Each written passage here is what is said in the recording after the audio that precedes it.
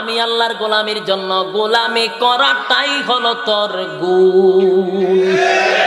যদি গোলামি না করাস, যেমন আলো না দিলে লাইটের কোনো দাম নাই, আওয়াজ না দিলে মাইকের দাম নাই, ওয়াজ না করলে বক্তার দাম নাই, গোলামি না করলেও তোর 4 পয়সার দাম নাই। আরে ভাই, আমরা যদি মালিকের গোলামি না করি, কুকুর বিড়ালের দাম আছে কিন্তু আমরার দাম নাই। এটাও আমার কথা নয়, আল্লাহ কোরআনে বলেন, আল্লাহ রাব্বুল আলামিন বলেন, আরে বান্দা শুন, কুকুর বিড়ালের দাম আছে, তোর 4 পয়সারও দাম নাই। হয় না, আসেনি? কোনো দাম নাই। আল্লাহ বলেন, উলাইকা কাল আনআমি বাল হুম আদাল।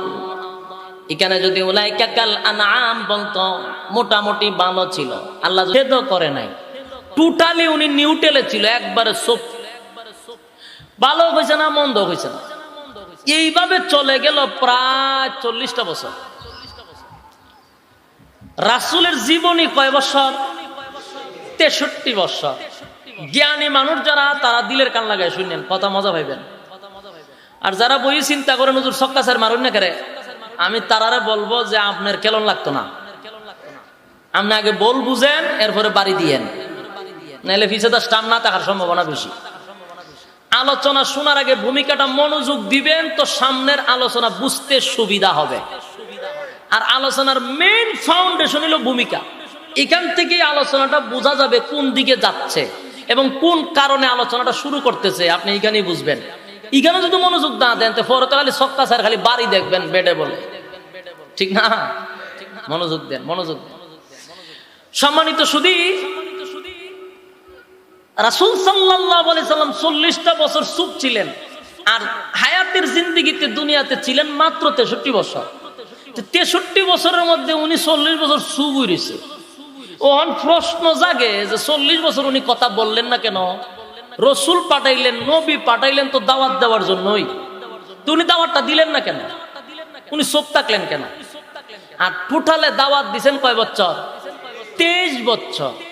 দাওয়াত দিল 23 বছর, দাওয়াত দিল না 40 বছর। এটা বুঝ মাথাত নিলে কিন্তু এখানে অনেক কিছু বুঝার আছে, যে বিষয়টা কি। তা আল্লাহ পাঠাইলেন ওনারে দিনের দাওয়াত দেওয়ার জন্য, দিন প্রসার করার জন্য, অথচ 40 বছর উনি বসে রইলেন, কোনো দাওয়াতও দিছে না, আদেশও করে না, নিষেধও করে না।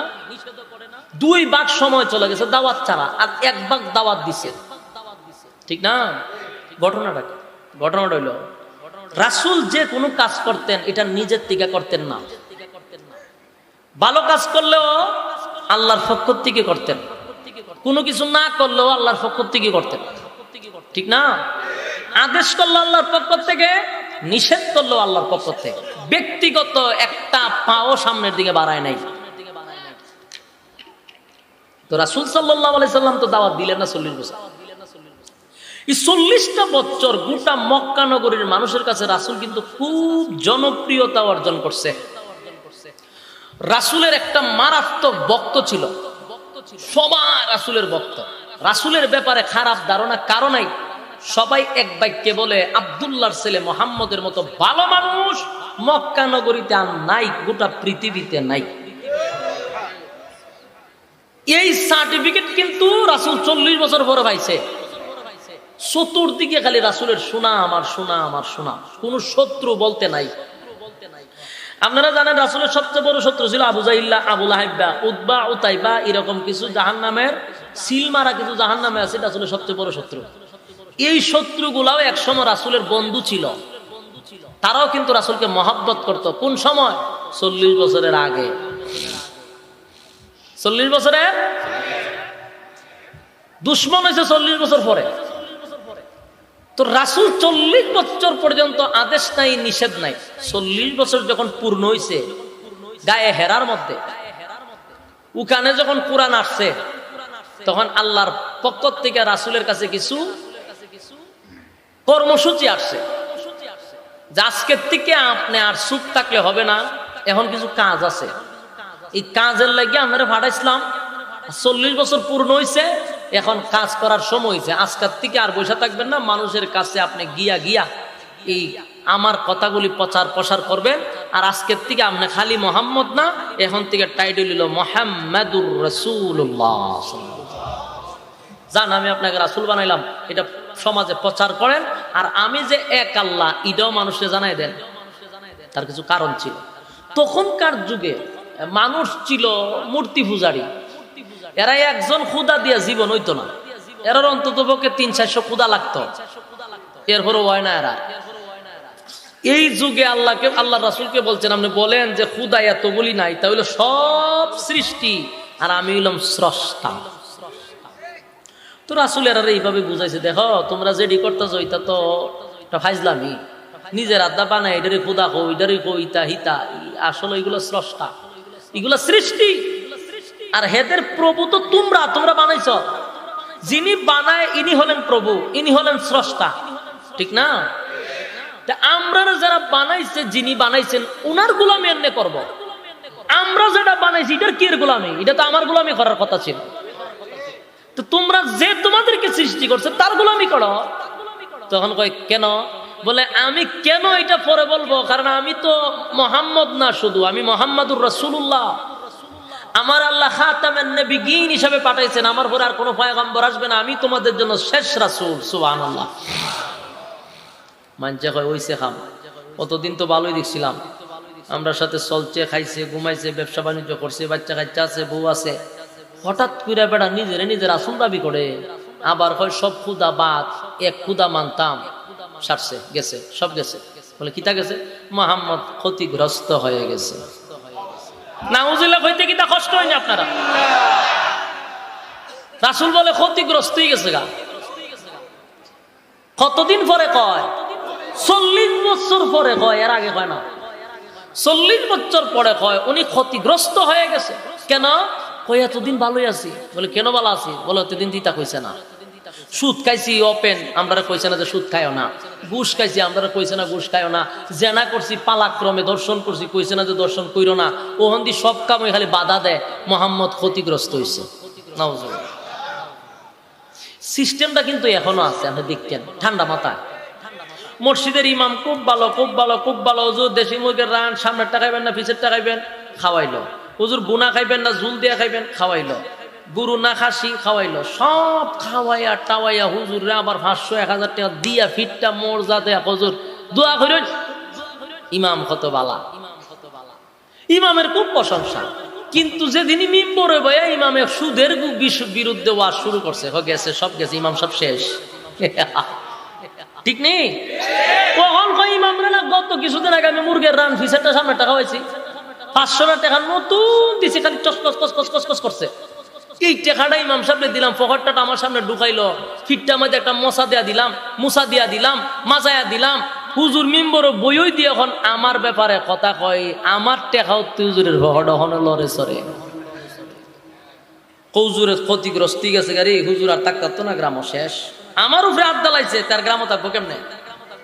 মসজিদের সভাপতি আমি, আর হুজুর কেমনে তা হেটা আমি দীক্ষা নিব। পরের দিন হুজুর কিতা থাকতেন না যাইতেন? হুজুর কমা থাকবার লেতে আইছি আমি। ওয়াজের লক্ষণও তো হয় বেশি দিন টিকতেন না। হুজুরে কয় পুরানা দিতে ওয়াজ করলাম, আমি লক্ষণ খারাপ দেখলেন কেমনে? ইঙ্গিত ইঙ্গিত ইঙ্গিত ইঙ্গিত। কি এর ইঙ্গিত? আমি বুঝতেছি, কেউ বুঝুক আর না বুঝুক, ওয়াজ চেঞ্জ করেন হুজুর, সাবজেক্ট চেঞ্জ করেন, সাবজেক্ট চেঞ্জ করেন।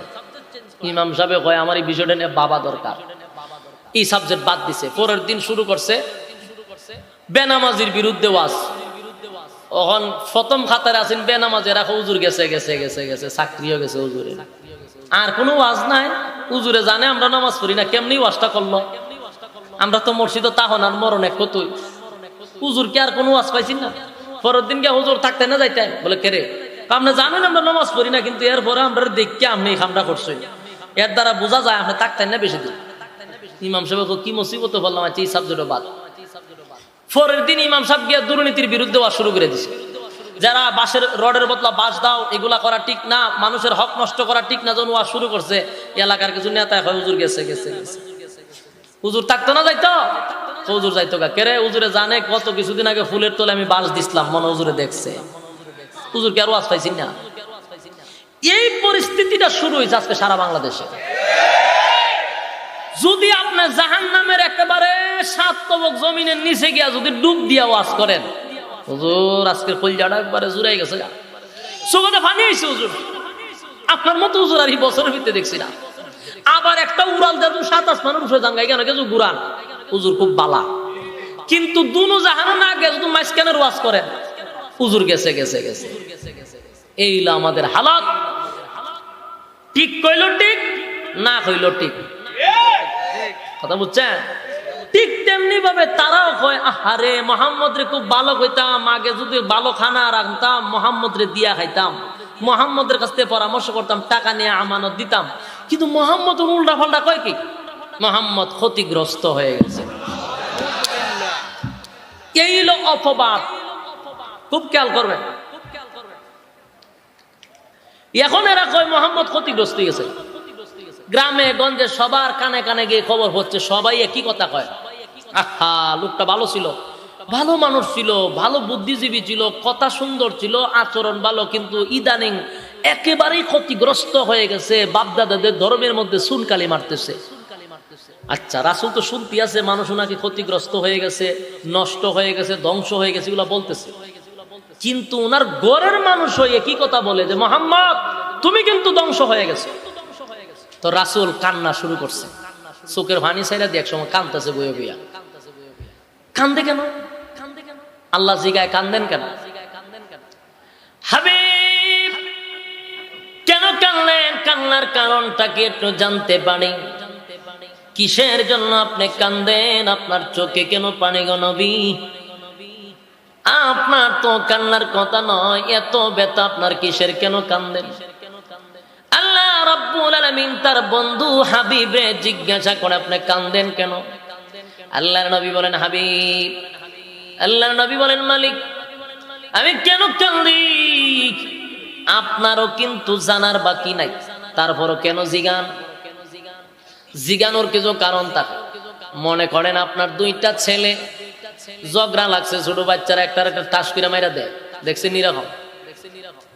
মাইরা দিলে খান্দা আপনার কাছে বিচার দেয়, বাবা মানে মারছে। কে মারছে? ভাইয়াই মারছে।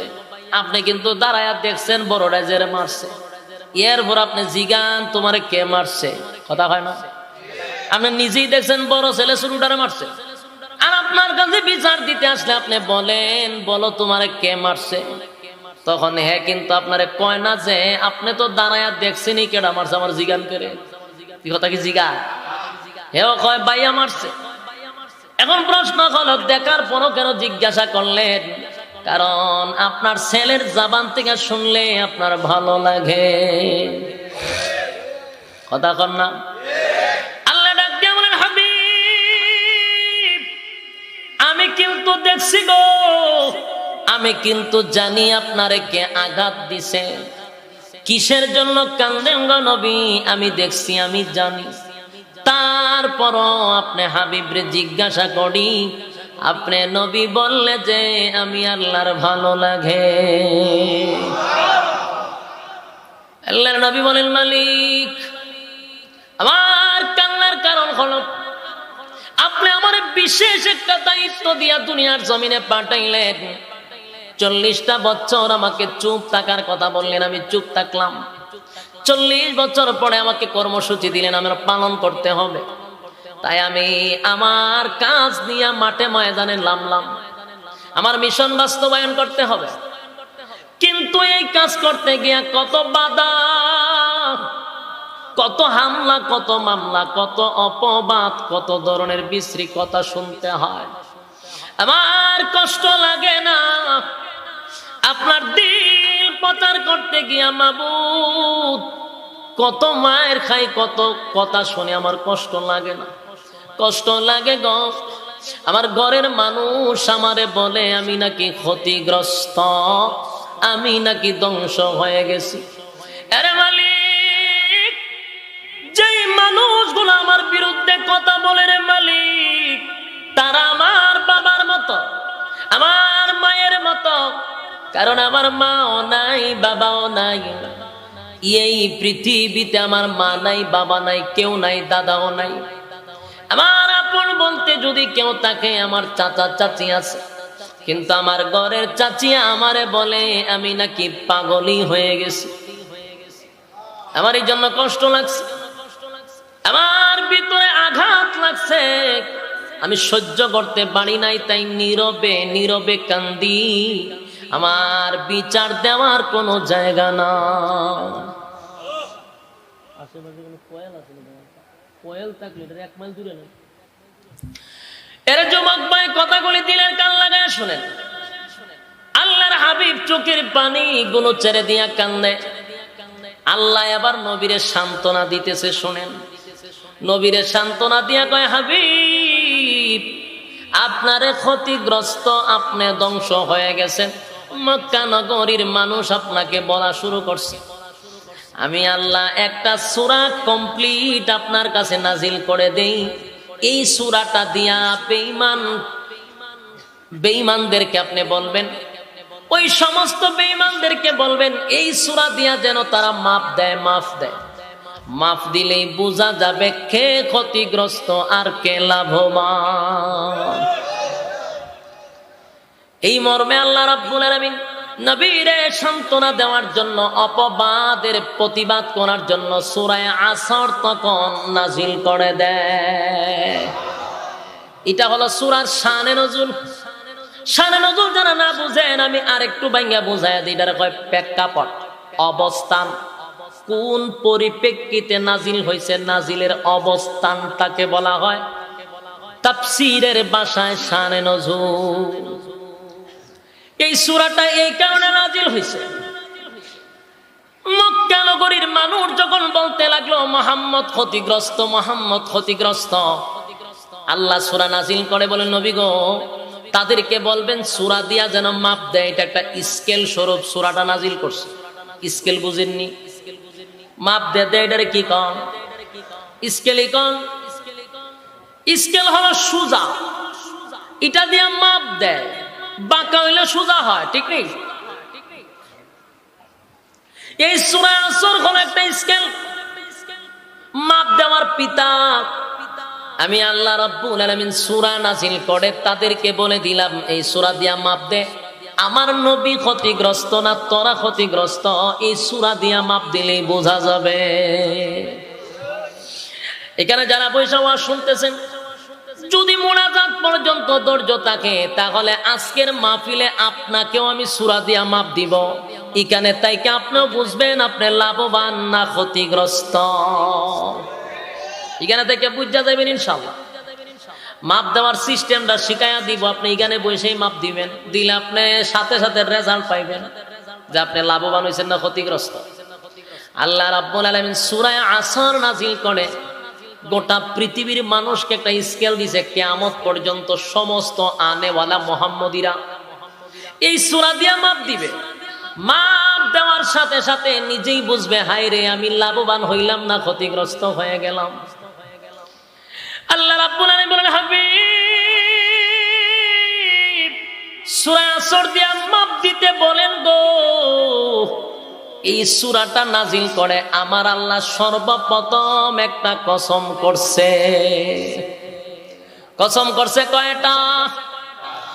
একটা কসম করে রব্বে কারীম 4টা কর্মসূচি দিছে। জোরে কোন সুবহানাল্লাহ। আল্লাহ কসম করলেন একটা কর্মসূচি। কয়টা? 4টা কর্মসূচি। আর এই কর্মসূচি যদি পালন না করেন, রব্বে কারীম কি বলেন আগে শুনেন। ওয়াল আসর, সময়ের কসম, কালের কসম। ইন্নাল ইনসানা লাফি খুসর ইল্লাল্লাযীনা আমানু ওয়া আমিলুস সালিহাতি ওয়া তাওয়াসাউ বিল হাক্কি ওয়া তাওয়াসাউ বিস সাবর। আল্লাহ রাব্বুল আলামিন বলেন, কসম করে বলি, কসম করে বান্দা শুন, কসম করে বলি রে বান্দা, পৃথিবীর সমস্ত মানুষ ক্ষতিগ্রস্ত। এ বলুন কে বলছে? আপনারা কি মনোযোগ আছে? আপনারা তাহলে তো বুঝি না যে মনোযোগ দিয়ে শুনতেছেন না বিরক্ত লাগতেছে আপনারা? আপনারা আওয়াজ এত কম করে নরসিংদীর মানুষরে যদি আমি গুতাইয়া আওয়াজ দেওয়ানি লাগে, তাই আমি ময়মনসিংহে কিতা করো? ময়মনসিংহের যদি সুবহানাল্লাহ কোন এরা হুজুর আপনি কোয়ান, আপনি কোয়ান, আমি বলে কইতাম, আমি যে এলাম কে রে, আমি কইতাম কা আপনি কি আর মিথ্যা কন, আমরা তো সত্যি ক। হেরা এক তরিকার মানুষ, হেরার আজকে যদি বগত তুলে কাতকুতানি দেন, এরা 3 দিন পরে হাসি দেয়। আপনারা কি তালে লক্ষণ তিডি কয় আওয়াজ দিয়া বুঝাইতে বুঝুর আমি শুনতেছি এবং সাপোর্ট করতেছি, মনোযোগ দিতেছি, এটা আওয়াজের দ্বারা আমি বুঝি। আমি প্রথমে কইছি বাইক যতটুক পারি কোরআনের ভিতরে কথা বলবো, একটা কথাও আমি মন গড়া বলবো না, তবে আল্লাহর রস্তে মনোযোগ দিয়া শুনেন, মারাত্মক গুরুত্বপূর্ণ আলোচনা। আপনি একটু মনোযোগ দিয়া দেন, লাস্ট পর্যন্ত শুনেন যে এটা কি পরিমাণ গুরুত্ব। এটা আপনার জীবনের সবচেয়ে গুরুত্বপূর্ণ আলোচনা হতে পারে, যেটা একটু মনোযোগ দেন, এদিক সেদিক তাকাইয়ার না। ময়মনসিংহের মাহফিল বইয়া বুড়ো খায়, বাদামও খায়, দোকানদারিও করে মাহফিল বইয়া। মিথ্যা কথা না, বাস্তব। ওইভাবে একটা বললো লইয়া বুট লইয়া এসে রাখো, 5 টাকার দিব না 10 টাকার বইয়া দিয়ে কথা কইতাছে, আমি না বালা জায়গা দিয়ে আইছি আমি। আপনারা কি রকম? আপনারা শিক্ষিত মানুষ, সচেতন মানুষ, জ্ঞানী মানুষ, আপনার কাছ থেকে আমি আশা করি না। আওয়াজ দিবেন, আওয়াজ। আর আওয়াজ দিলে লাভ কি তো জানেন? বক্তার দাম বেড়ে জায়গা নাকি তা? আপনারা ভাবতে পারেন যে বক্তার দাম বাড়ে, মূল আসল উদ্দেশ্য এটা না। আওয়াজ দিলে বক্তার কথা বলার জজবা বাইরে জায়গা। আপনারা আমার জজবাড়ে তুলতে পারলেন না। এরা চিন্তা করতে যে অতলা মানুষ যদি আওয়াজ দিয়ে দাম বেড়ে জায়গা, ভাই আমার দাম বাড়েন লাগতো। যে মানুষ হয়েছে অহংকার আইব বললে, অহংকার না, শুধু বুঝানোর স্বার্থে বলি। আমি যেখানে খতিবগিরি করি, জুম্মা পড়ায়, এখানে যারা বসছেন এর 3 ডাবল লোক, 4 ডাবল লোক আমার মসজিদে জুম্মাই পড়ায়। 2-3 হাজার শুধু মোটর সাইকেলে তাই আমার মসজিদে। তা আপনি আমার কি দামটা বাড়াইবে? আল্লাহ যে হানো তুলছে আলহামদুলিল্লাহ। শুধু আওয়াজ দিলে আমার কথা বলার একটু জজবা বাড়ে, বুঝছেন নি? আওয়াজ দিবেন নি? দিলে একটু কথা কইতে মন চাইব। আর আপনারা যেইভাবে ভদ্রতা দেখাইতেন, হুজুর আমরা খুব ভদ্র, আমরা একবার শুন, আপনি ওয়াজ করবেন, তাইলে আমি কেন ওয়াজ করব? বেশি ভদ্রতা দরকার না। আপনারা যে ভদ্রটা আমিও জানি, কিন্তু আজকে ভদ্রতা দেখাইবেন না, আজকালে চিল্লাইবেন, যা পারেন কইবেন, পারবেন নি? আচ্ছা, আল্লাহ কসম করছে, কর্মসূচি দিছে কয়টা? একটা কসম, 4টা কর্মসূচি। এই 4টা কর্মসূচির মধ্যে আল্লাহ প্রথম বলেন, কসম কাইরা কইছি, কসম করে বলছি, আল্লাহ কসম করছে। আল্লাহর কসম করলেও দাম, কসম না করলেও দাম। না, আল্লাহ কসম না করলে কত দাম নাই? আল্লাহর কথারই এত দাম। এরপর আল্লাহ কসম কাইরা কইতেছে, রে গোটা পৃথিবীর মানুষ সব ধ্বংস, সব ক্ষতিগ্রস্ত, মাত্র 4 কাজ যারা করবে তারা ব্যতীত। আপনি এখানে বইয়ে চিন্তা করেন, গোটা পৃথিবীর মানুষ ধ্বংস হয়ে যাচ্ছে, আল্লাহ নিজে কইতাছে যদি 4 কাজ করো, তাহলে 4 কাজ যারা করবে তারা কোনোদিন ক্ষতিগ্রস্ত হবে না। তাহলে এই ওয়াজটা আপনার দরকার নেই? 4 কাজ কি কি এটা জান্না বাড়ি তুলে যাওয়া দরকার, আর নাহলে সমানে ধ্বংস, সমানে ক্ষতিগ্রস্ত। এই জন্য 4 কাজ লইয়া বাড়ি যায়। দিলের কান লাগায় শুনেন, বিশেষ করে যুবক ভাইদেরকে বলি, তোমাদের কাছে আমার আহ্বান, দাড়ি যাদের সাদা হয়ে গেছে, 80 চলে গেছে, 60 চলে গেছে, ওয়াজ শুনলেও আমার কোনো লাভ নাই, না শুনলেও আমার কোনো লাভ নাই, কিন্তু যুবকরা শুনলে আমাদের ইসলামের ফায়দা বেশি। এই জন্য যুবক ভাইদেরকে বলি, ওয়াজ 60 বছর 70 বছরের মুরব্বীর জন্য নয়, কারণ তার তো টাইম শেষ, কিন্তু তোমার আমার ওয়াজ শোনা দরকার। দিলের কান লাগায় শুনেন, আল্লাহ বলেন কসম। পরে যুবক ভাই, আমার মালিকের তো কসম করা লাগে না, আল্লাহর কথার বড় দাম, বড় দাম, বড় দাম। কিন্তু আল্লাহর কথার এত দাম থাকা সত্ত্বেও মালিক বলেন কসম, সময়ের কসম, সময়ের কসম, সময়ের কসম করে বলেন গোটা পৃথিবীর মানুষ ধ্বংস, গোটা পৃথিবীর মানুষ ক্ষতিগ্রস্ত, ক্ষতিগ্রস্ত। 4 কাজ যারা করবে রে তারা ব্যতীত। আল্লাহর কথার বড় দাম। এরপর আল্লাহ কয় সময়ের কসম। আল্লাহ যেই জিনিসের কসম করে ওই জিনিসটা বড় দামি। সময়ের কসম করছে আপনার কাছে সময়ের দাম না হতে পারে, কিন্তু এই সময়ের কত দাম যারা আইসিইউতে ঢুকছে তারা বুঝে। আইসিইউতে না ঢোকা পর্যন্ত সময়ের দাম বুঝবেন না আপনি জীবনেও। এই যমুনার মালিক যেদিন দুনিয়ার থেকে বিদায় হয়ে যাবে, যমুনা গ্রুপের মালিক যেদিন দুনিয়ার থেকে বিদায় হবে সেদিন আইসিইউতে ছিল। ডাক্তারকে বলছে আমার সব সম্পত্তি তোদের নামে লিখে দিব, শুধু আমার একটু আরাম দে, আমার একটু শ্বাস নিবার জন্য দে, একদিনের জন্য আমাকে সুস্থ করে দে, যা আছে সব তোদের নামে লিখে দিব। সেদিন বুঝতে পারছিল সময়ের গুরুত্ব। আর আমরা সময়ের গুরুত্ব দিই কয়েক জায়গায়, এর মধ্যে একটা হইলো মসজিদের ভিতরে গেলে সময়ের দাম বেড়ে জায়গা দেখায় না। মসজিদে গেলে দেখবেন সময়ের বড় দাম, বেচারা খালি গরির ভাই যায় কোন সময় বাইরে। ইমাম সাহেব সালাম শেষ করতে পারে না, জুতা লইয়া দৌড় মারে, যেমন বোঝা যায় এর এখানে কামরা। সালামটা ফিরাইলি দেখবেন জুতা মুতা লইয়া দৌড়। এটার কারণ আছে তো, কারণ হইল মসজিদও কোনো মুনাফিক বেশি সময় বসে থাকতে পারে না। মুনাফিকরা মসজিদে বসতে পারে না, খালি ভিতরে যন্ত্রণা শুরু হইব, কখতে খালি বাইরিত। আর ইমানদার মুমিন ব্যক্তির সবচেয়ে শান্তির জায়গা হলো মসজিদ। সে মসজিদে গেলে এর অটোমেটিক ঘুম লাগে, খালি জুলা শান্তি ভিতরে। আর হে মসজিদে গেলে খালি বাইরিতে কোন সময় সালাম পুজুরে ভালো করে ফিরে দূর মেরে দেয়, কারণ এটা কামড় মারে। এই জন্য সময়ের দাম দেওয়া দরকার। আপনারাও দাম দেন মাহফিল হইলে, কতক্ষণ পরে খালি উড়াউড়ি করে হুজুরে শেষ করে নাকি। দিলের কান লাগায় শুনেন, আল্লাহ রাব্বুল আলামিনের কথার বড় দাম। তারপর কসম করে বলেন সময়ের কসম। আল্লাহর কথার দাম আছে না নাই? আমরাও যদি কসম করি, সস্তা জিনিসের কসম করি না। আমরা দেখবেন মিথ্যা কথাটারে বিশ্বাস করানোর জন্য কসম কাটে। এ যদি গাড়ির মালিক হয় আমার গাড়ির কসম, এর যদি দোকান থাকে ব্যবসা থাকে আমার ব্যবসার কসম, তার যদি একটা জমি থাকে জমির কসম, সন্তান থাকলে সন্তানের কসম। মোট কথা কোনো সস্তা জিনিসের কসম আমরাও করি না। জীবনে শুনছেন কেউ জুতার কসম কাটতে? বলে জুতার আর কসম কাটছি কেউ কয়? সস্তা জিনিসের কসম করে না। আর আল্লাহ রাব্বুল আলামিন দামি জিনিসের কসম করছে রে। গোটা কোরআনে বহু জায়গায় কসম করছে, বহু জায়গায়। মানুষ বানাইতে গিয়া আমার আল্লাহ কসম করছে 4টা। বলুন কয়টা? মানুষ বানাইয়া 4টা কসম করছে মালিক। আসমান বানাইলো, জমিন বানাইলো, গ্রহ বানাইলো, নক্ষত্র বানাইলো, সূর্য চন্দ্র, পাহাড় পর্বত, নদী নালা খাল বিল সব বানাইয়াও আমার আল্লাহ কসম করে নাই। কিন্তু 3.5 হাত বডিটারে বানাইয়া আমার মালিক একটা কসম করে নাই। মালিক 4টা কসম করছে, 4টা কসম করছে।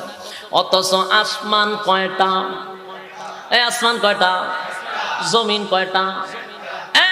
7টা আসমান, 7টা জমিন। আসমান কত বড় জানোনি? আসমানের দিকে গেলাম না, সূর্যটারে দেখতে বোঝা যায় একটা প্লেটের সমান, কিন্তু এই সূর্যটা বিজ্ঞান কয়, বিজ্ঞান বলে পৃথিবীর থেকে 13 লক্ষ গুণ বড়। জানি না বিজ্ঞানে কি ফিতা দিয়া মাপছে কিনা, এরপর বিশ্বাস করে নিলাম 13 লক্ষ গুণ বড় সূর্যটা। যে তারকা দেখা যায় আমরা পকেটে 8-10টা ঢুকাইতে পারবো, সেই তারকা সূর্যের থেকে আরো লক্ষ কোটি গুণ বড়। তাহলে আসমান কত বড়? আসমান কত বড় তার আয়াত তো কেউ বলতে পারে নাই, কোন নবী রাসূলও জানে নাই, একমাত্র আল্লাহ ভালো জানে। কিন্তু এটার মোটা কতটুক নবী জানতেন। একটা আসমানের মোটা হলো 500 বছরের রাস্তা। 500 বছরের রাস্তা। এরকম 7টা আসমান আল্লাহ বানাইছেন। এক একটা আসমান এক এক জিনিস দিয়া বানাইছে। কোন আসমান আমার আল্লাহ পাথর দিয়া বানাইছে, কোন আসমান আমার আল্লাহ নূর দিয়া বানাইছে, কোন আসমান আমার আল্লাহ রূপা দিয়া বানাইছে, কোন আসমান আমার আল্লাহ স্বর্ণ দিয়া বানাইছে, কোন আসমান আমার আল্লাহ হীরা মণি মুক্তা দিয়া বানাইছে। আরে ভাই, আসমান বানাইছে স্বর্ণ দিয়া, এর জমিন বানাইলো, আসমান বানাইলো, এত বিশাল সৃষ্টি জগৎ, পাহাড় পর্বত নদী নালা খাল বিল যা কিছু আছে সৃষ্টি জগৎ, 7টা জমিনই বানাইছে। সাগর বানাইছে, কত বড় সাগর, আটলান্টিক মহাসাগর, ভারত মহাসাগর, আরব মহাসাগর, কত সাগর, কত নদী, পদ্মা মেঘনা যমুনা তো বাংলাদেশ, কত বড় বড় নদী নালা বানাইয়া আমার আল্লাহ একটা কসম করে নাই, সমস্ত সৃষ্টি জগৎ আমার আল্লাহ বানাইছে মাত্র 6 দিনে। সুবহানাল্লাহ কি বাড়ি দিয়া কইেন, কয় দিনে বানাইছে? বানাইছে 60 দিনে, ডেকোরেশন করছে আরো 2 দিনে, মোট হইলো 6 দিন। সুবহানাল্লাহ। এত বিশাল আসমান আর জমিন সৃষ্টি জগৎ বানাইলো রে 6 দিনে। তারপর আল্লাহ ঘোষণা দেয় 6 দিনে বানাইছি, কোন মেস্তুর লাগাই নাই, বিনা মেস্তুরি কোন মেস্তুর লাগে নাই, আমি আল্লাহর কোন মেস্তুর লাগে নাই, শুধু বলছি হয়ে গেছে। ইন্নামা আমরুহু ইযা আরাদা শাইআন আন ইয়াকুলা লাহু কুন ফায়াকুন। আল্লাহ রাব্বুল আলামিন বলেন, কুন বলছি রে, আমি যখন কোন বলছি ফায়াকুন হইতে দেরি লাগে না, হয়ে গেছে। 6 দিনে কমপ্লিট। মেস্তুরি লাগে নাই, মেস্তুরি দিয়া বানাই নাই, কোনের মাধ্যমে করছি, কোনের মাধ্যমে সব বানাইছি কোন দিয়া রে বান্দা।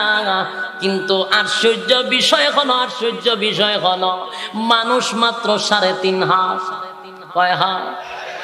3.5 হাত মানুষ তারে আমার আল্লাহ বানাইছে।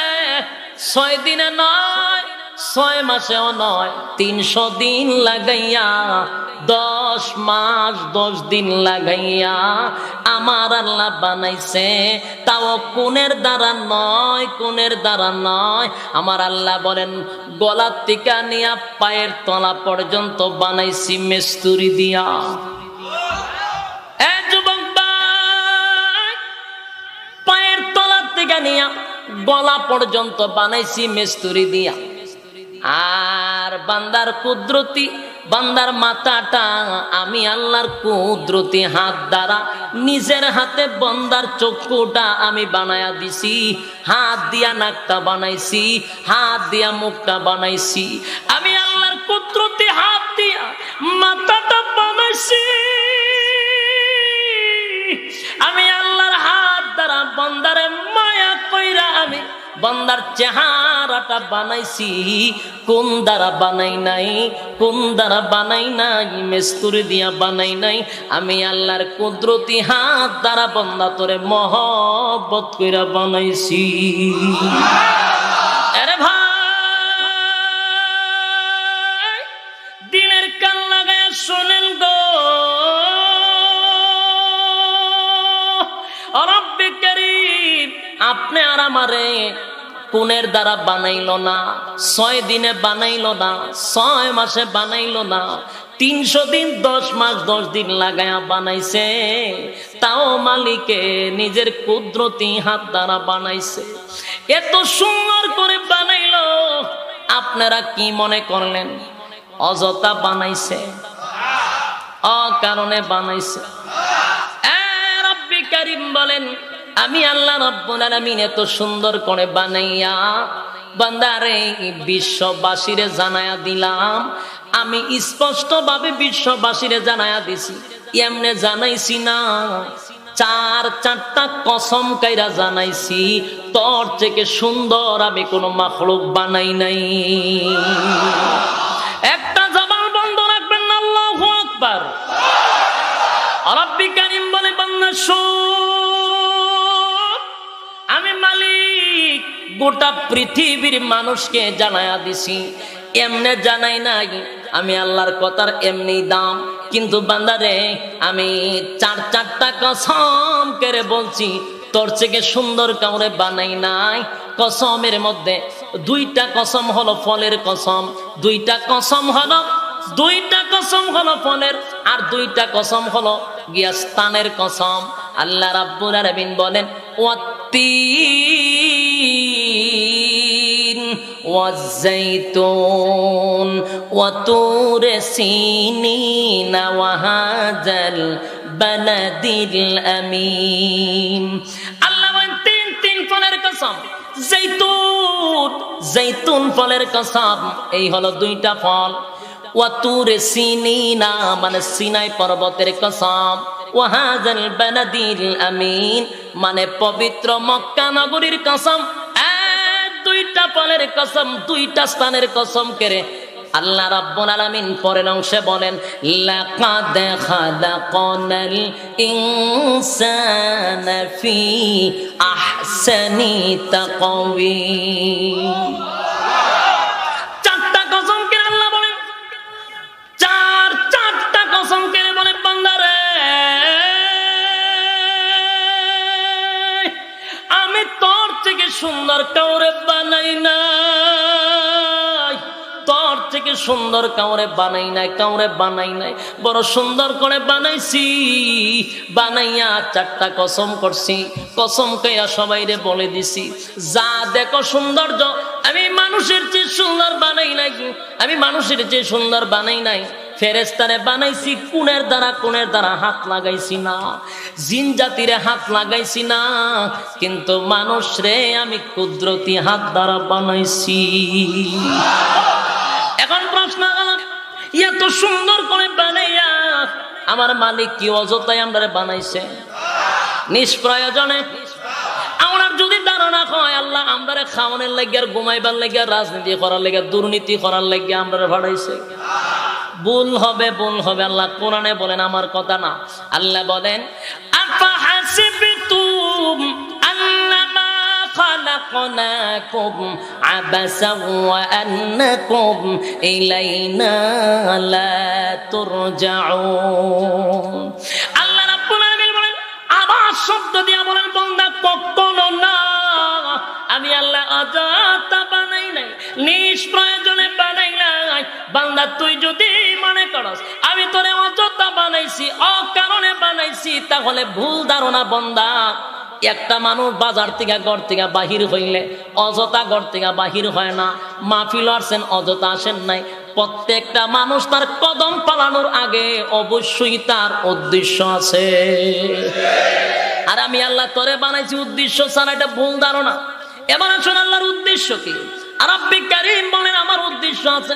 উদ্দেশ্যটাও আমার মন গড়া কথা না, আল্লাহ কোরআনেই বইলা দিছে ওমা খালাকাতুল জিন্না ওয়াল ইনসা ইল্লা লিয়াবুদুন।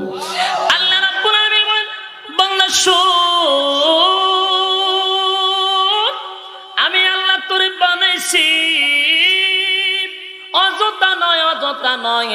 ওমা খালাকাতুল জিন্না ওয়াল ইনসা ইল্লা লিয়াবুদুন। মানব দানব বানাইছি একমাত্র আমি আল্লাহর গোলামির জন্য। আমি আল্লাহর গোলামি করবি এটার জন্য তোরে বানাইছি।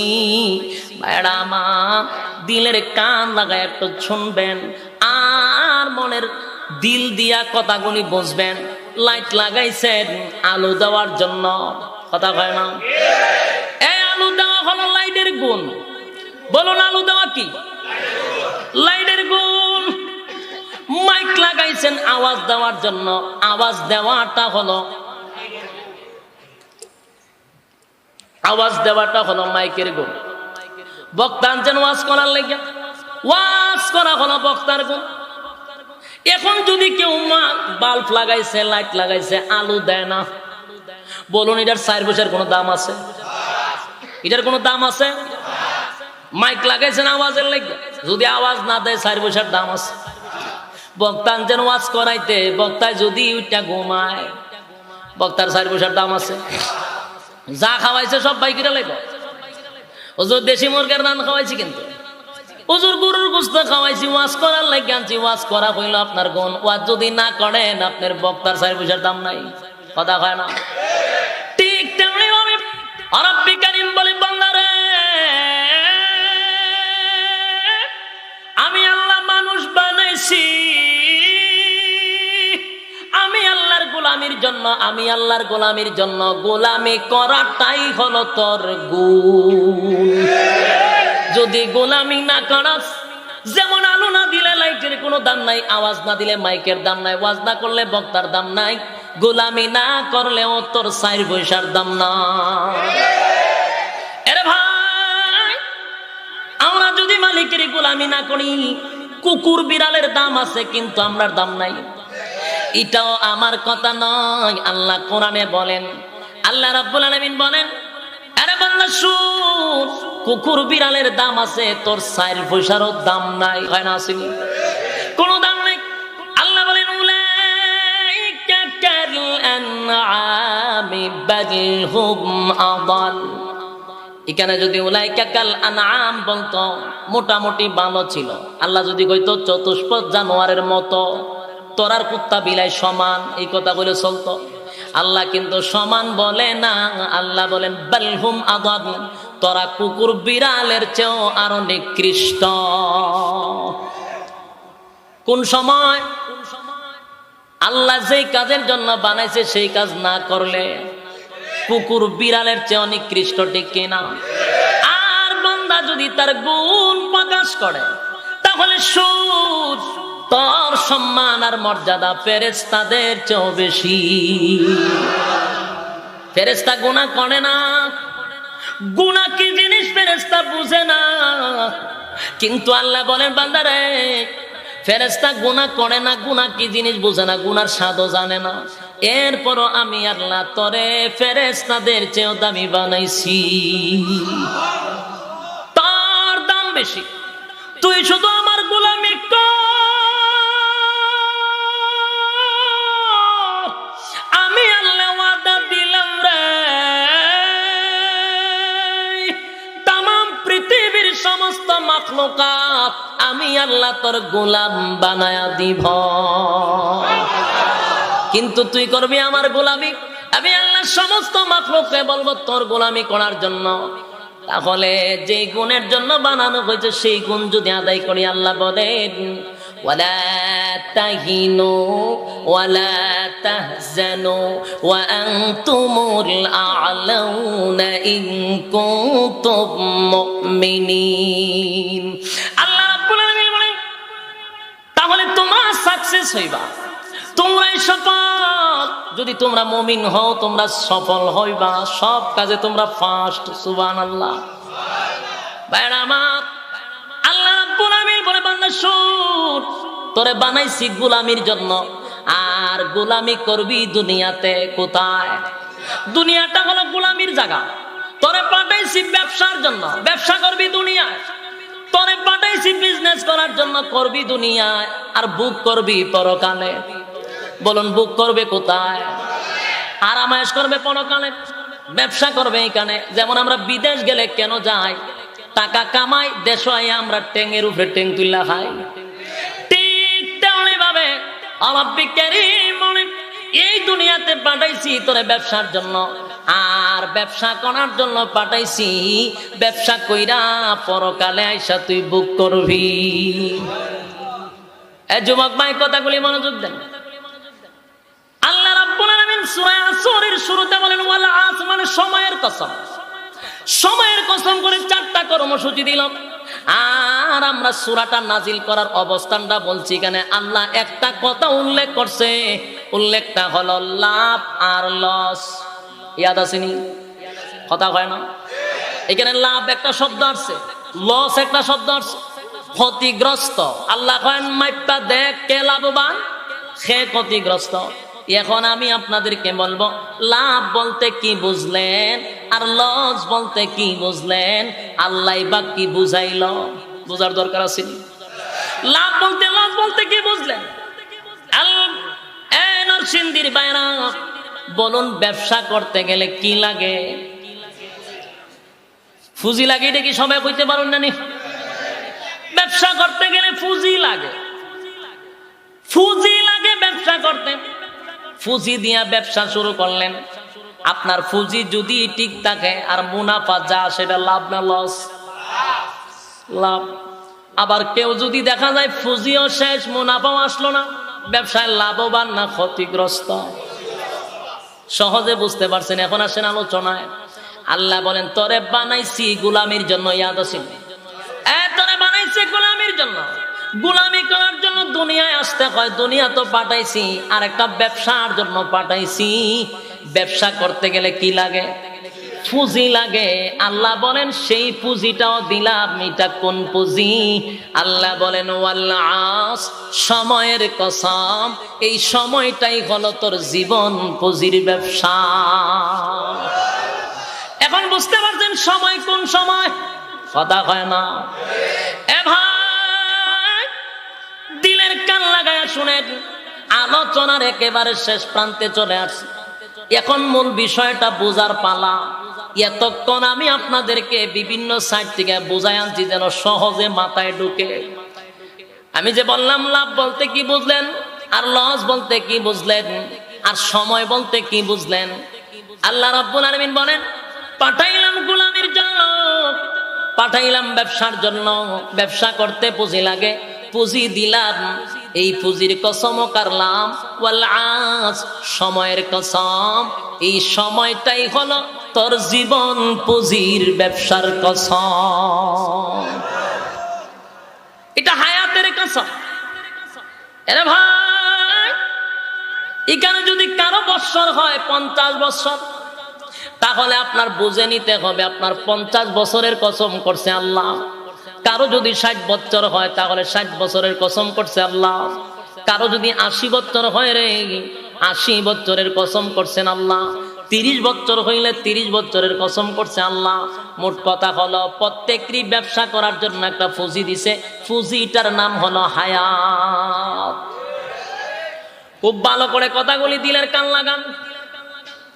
আমি প্রথমে বলেছিলাম প্রত্যেকরে আমি একটা স্কেল দিয়া দিব। আজকের মাহফিল থেকে স্কেল দিয়া মাপ দিয়া বাড়ির যাইবেন, ইয়াদ আসেনি? স্কেল কিন্তু দেওয়ার সময় পড়ছে। কথাগুলি মনোযোগ দিয়া শুনেন, বারবার বলতেছি।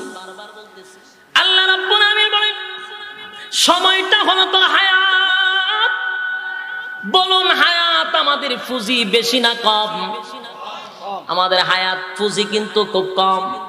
পুঁজি কম কিন্তু মুনাফা আসতে হবে বেশি। অল্প পুঁজিতে ব্যবসায় কিন্তু লাভবান হইতে হবে। যদি ব্যবসায় লস খাইরে, আর জীবনে কোনোদিন দ্বিতীয়বার ব্যবসা করার সুযোগ না। দুনিয়ার বাজারে একবার যদি ব্যবসায় লস হয়, দ্বিতীয়বার জায়গা জমি বিক্রি করে আবার ব্যবসা করা যায়। কিন্তু জীবন পুঁজির যদি সমস্যা ঘটে যায়, আর কোনোদিন পুঁজি পাবা না। এই পুঁজি শেষ হইলে আর পুঁজি কেউ তোমারে দিবে না। এই জন্য পুঁজি কম, আমাদের মুনাফা আসতে হবে বেশি, লাভ হইতেই বেশি।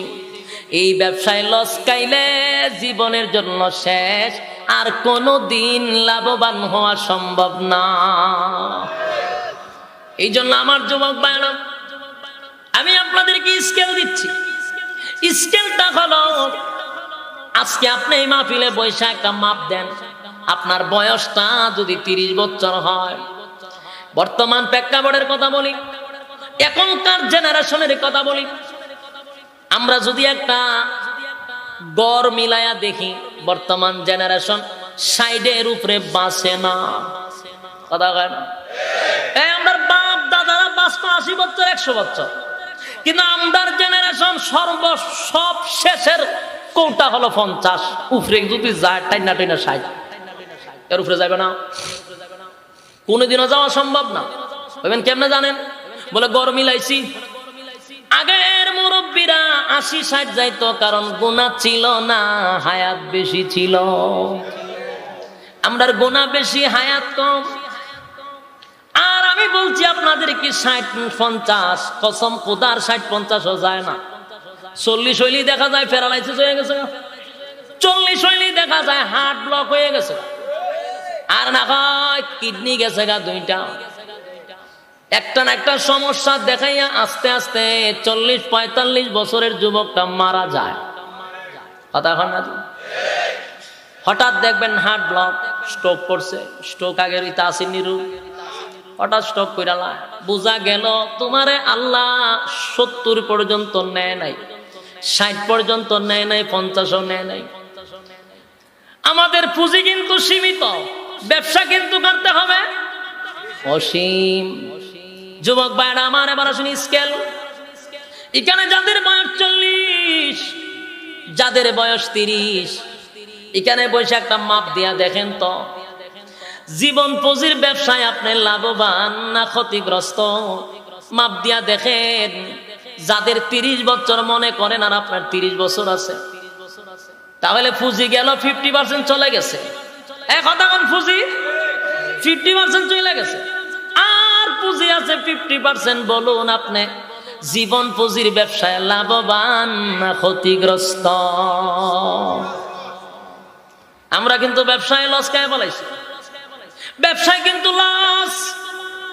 কারো বয়স যদি 40 হয়, এর যুবক ভাই 40 যদি কারো বয়স হয় রে, আর মাত্র 20 বছর গড়ে মিলাইলে, তাহলে 40 বছর চলে গেল, মানে পুঁজি 40 গেছে আর 20 রয়েছে। ব্যবসায় কিন্তু লাভবান না, ব্যবসায় কিন্তু লস। আর এই ব্যবসায় যদি একবার হাইরা যায়, কসম খোদার কেউ আর জিততে পারে না, জীবনে লাভবানও হইতে পারে না। স্কেল দিয়া গেলাম। আরেকটা হলো কর্মসূচি। কয়টা? জোরে কয় না?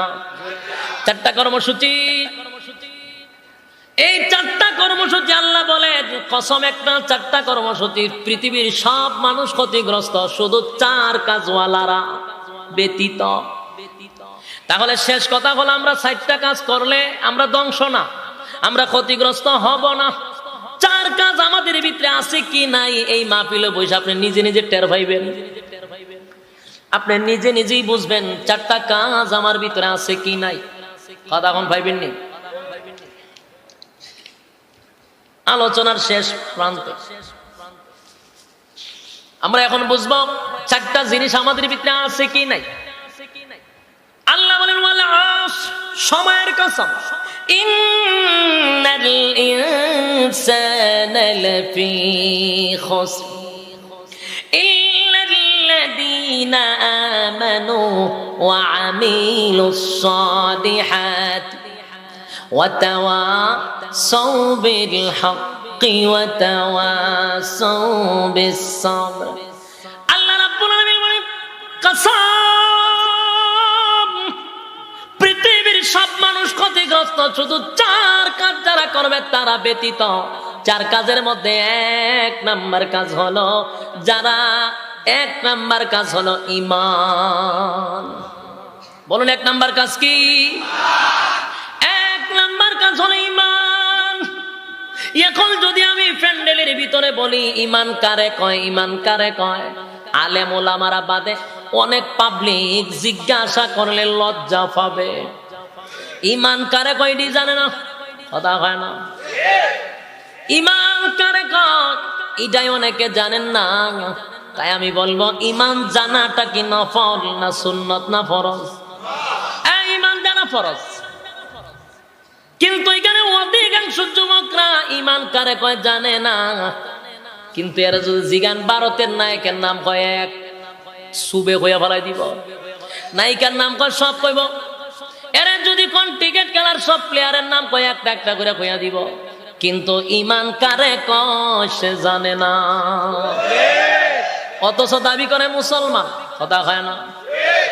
এই মুসলমান দাবি করো। যুবক ভাই, দিলের কান লাগায় শোন, 1 নাম্বার হলো ঈমান। অথচ আমরা ঈমান কারে কয় জানি না। আজকের ওয়াজ থেকে ঈমান কারে কয় সেটাও জেনে নেওয়া দরকার। কথা হয় না? আসুন শর্টকাটে বলি, আমি জানি আপনারা খুব বিরক্ত লাগতেছে, তাই আমিও শর্টকাট করে বলতেছি, আর বিরক্ত করবো না। 6টা জিনিস বিশ্বাস করার নাম হলো ঈমান। বলুন কয় কাজ বিশ্বাস করার নাম ঈমান? ছয়টা জিনিসকে বিশ্বাস করার নাম ঈমান। এক নাম্বার হলো আল্লাহর উপরে ঈমান আনা, আল্লাহকে বিশ্বাস করা। কয় নাম্বার? দুই নাম্বার হলো সমস্ত নবী রাসূলগণের উপরে বিশ্বাস করা। তিন নাম্বার হলো সমস্ত ফেরেশতাগণের উপরে বিশ্বাস করা। চার নাম্বার হলো রে আসমানি সমস্ত কিতাবের উপরে বিশ্বাস করা। পাঁচ নাম্বার হলো তাকদীরের উপরে বিশ্বাস করা। ছয় নাম্বার হলো পরকালের উপর বিশ্বাস করা। এই ছয়টা জিনিসকে বিশ্বাস করার নাম হলো ঈমান। এই ছয়টা জিনিসের নাম ঈমান।